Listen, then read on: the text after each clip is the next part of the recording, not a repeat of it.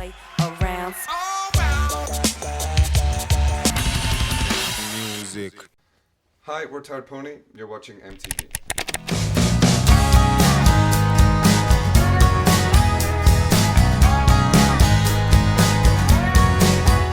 Well, I mean, the idea was, it's kind of fluid, you know. It didn't really, it wasn't that I thought let's form a band. I was just like I'd written a bunch of songs that I thought sounded, you know, I've said country, but let's say American, you know. And I got Ian and Richard and Troy involved, and then I spoke to Garrett about it, and Garrett suggested Peter and Scott, and they replied to the email pretty quickly. So that was seven of us, and yeah, it became a band sort of gradually. I mean, I had the idea about a year ago, and it sort of formed gradually because we were Sympatron were on tour anyway, and we didn't have any time until January this year. We finished touring on the 20th of December. We had Christmas, and then we were in the studio with Tired Pony on the 4th of January.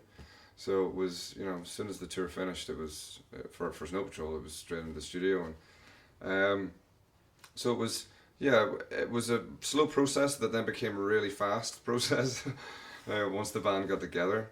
Because I mean, we recorded the album in 8 days, so it was pretty fast.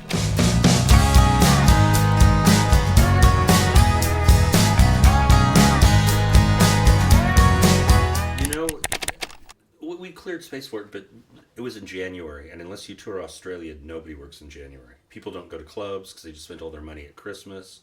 It's too nasty weather to go out and do. There's no festivals, obviously, over here in the wintertime. So January is always a pretty good bet. No one has anything planned. And usually Scott and I always kind of do like nothing in January. And this was a great way to start the year. You go in not knowing what you're going to do and end up 8 days later with an album you're really, really excited about.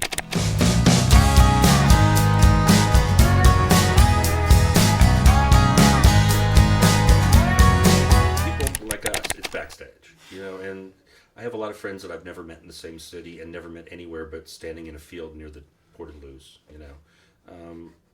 Gary and I were the same way, but we also had, I'd seen his band early on in like their early tour in America when they played in Seattle, and Garrett produces our records and their records, and so it kind of got suggested just because Garrett thought, well, it's going to be a quick record, Scott and Peter work really fast and are pretty spontaneous, that's what we're going for.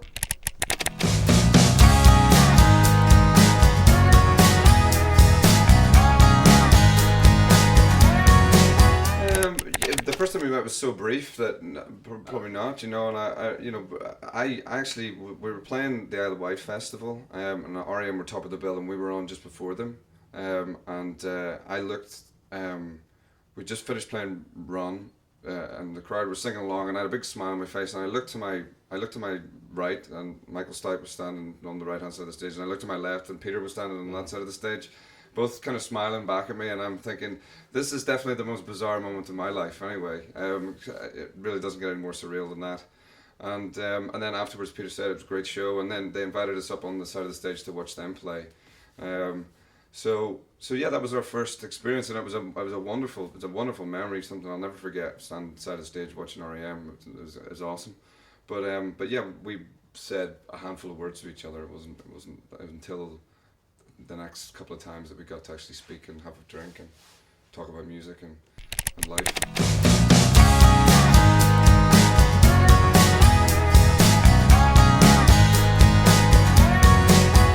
I never really think about that. I mean,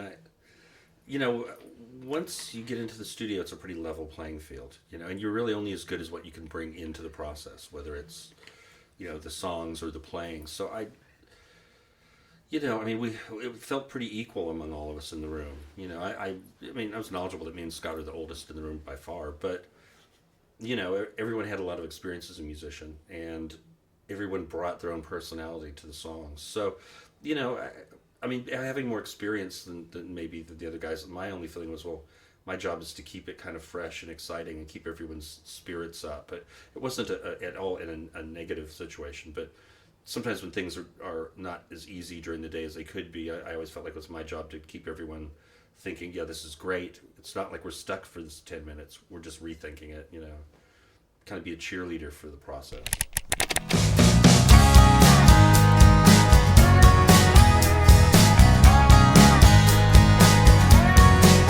Gary writes the songs, I mean, essentially, but